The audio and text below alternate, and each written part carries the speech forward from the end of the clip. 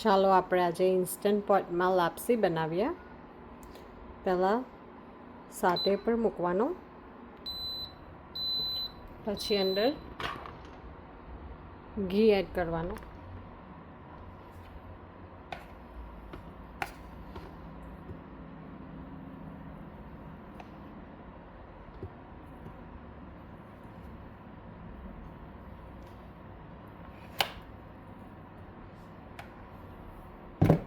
અને મેલ્ટ થઈ જવા દેવાનું થોડું.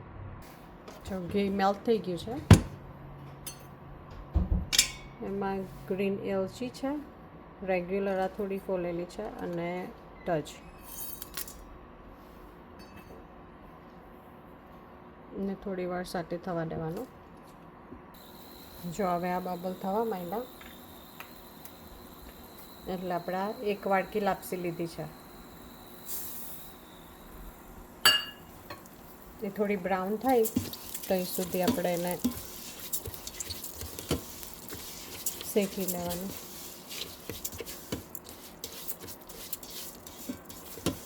થોડું ઘી એમાં બહાર પડતું જ રવા દેવાનું એટલે સરસ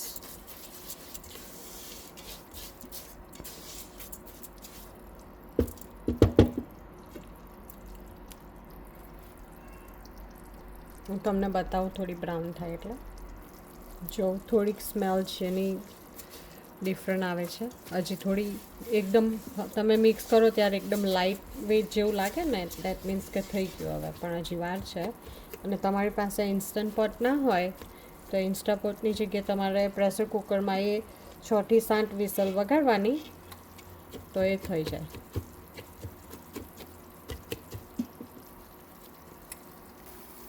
જો કેવા બબલ થાય છે. ઘી આટલું થોડુંક લાપસી અંદર થોડીક આવી રીતે જ રમવી જેવી જોઈએ. અંદર જો ઘી થોડુંક વધારે જોઈએ તો જ સરસ થાય. હજી 1-2 મિનિટ થવા દેવી પડશે. હું તમને બતાવું. જો હવે કલર ચેન્જ થઈ ગયો છે. એમાં દ્રાક્ષ છે, કાજુ છે, અને આ બદામ છે. એને મેં બોઇલ વોટરમાં થોડીક 5-1 મિનિટ જેવું સોક કર્યું હતું અને છોટલા કાઢીને મેં એને કાપી લીધું છે. અને થોડી વાર થવા દેવાનું.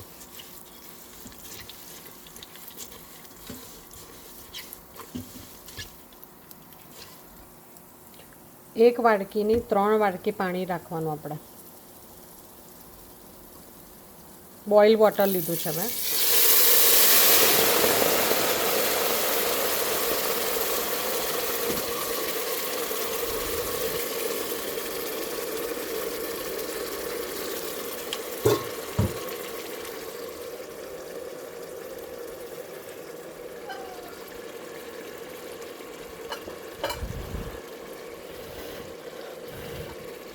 એક,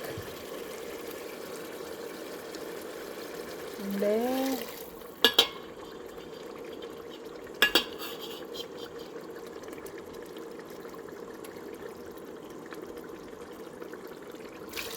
ત્રણ. સહેજ ઉપર થોડું નાખી દીધું છે કારણ કે મને દાજતું હતું હાથમાં. પછી બધું બરાબર મિક્સ કરી લેવાનું.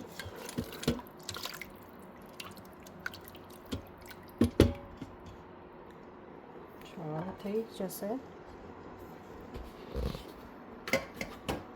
અને પછી આપણે એનું લીડ બંધ કરીને સાટે મોડ પરથી કેન્સલ કરી દેવાનું અને પ્રેશર કુકર પર એને 12 મિનિટ સુધી થવા દેવાનું. ચાલો જોઈએ હવે લાપસી થઈ ગઈ છે.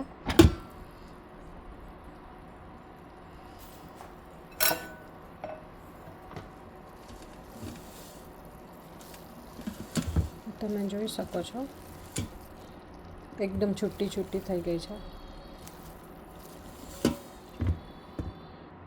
જો એમાં સહેજ પણ પાણી નથી, એટલે એક વાડકી લાપસી હોય તો એનું 3 ગણું, એટલે 3 વાડકી પાણી નાખવાનું. જો એકદમ સરસ છૂટી છૂટી થઈ ગઈ છે.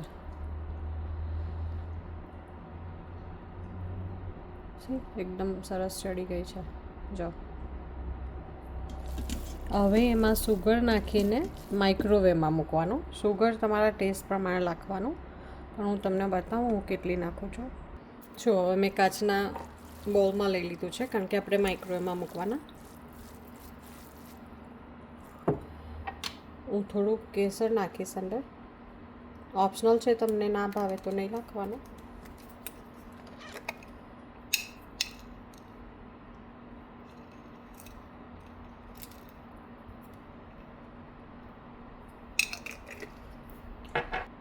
જો આ સેમ વાડકી લીધી છે મેં. એક વાડકી હતી તો હું એક વાડકી સુગર નાખું છું. તમારે ઓછું નાખવાનું, પણ થોડુંક સહેજ તો ગળી જોઈએ છે. તમે ઓછું ખાતા હો તો ઓછું નાખવાનું. આટલી રવા રાખી દઈએ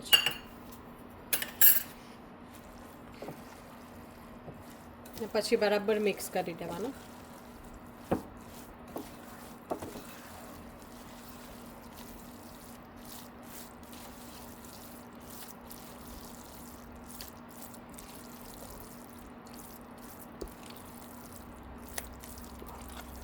જો થોડું પાણી સુગરને લીધે પાણી છૂટશે એટલે હવે આપણે માઇક્રોવેવમાં મૂકીશું.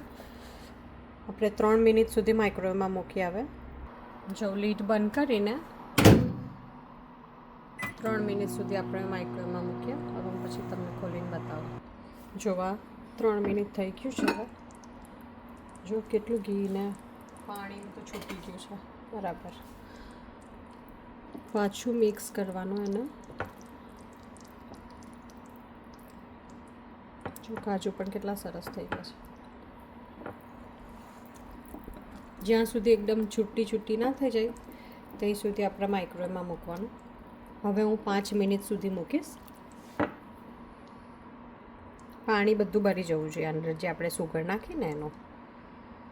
જો આ માઇક્રોવેવમાં મૂક્યું છે. હવે 5 મિનિટ સુધી થવા દઈશું આપણે પાછું. જો આ પાછું 5 મિનિટ મૂક્યું તો એ થઈ ગયું છે.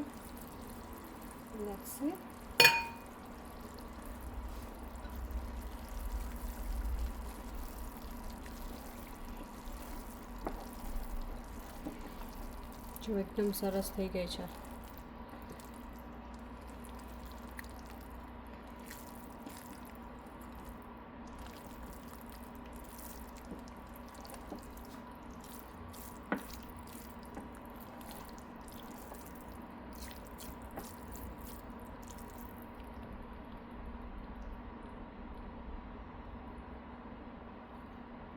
જો એકદમ સરસ થઈ ગઈ છે.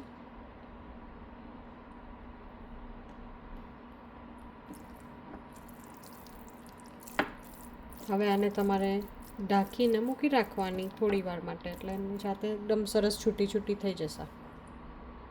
Thank you for watching. Follow for more.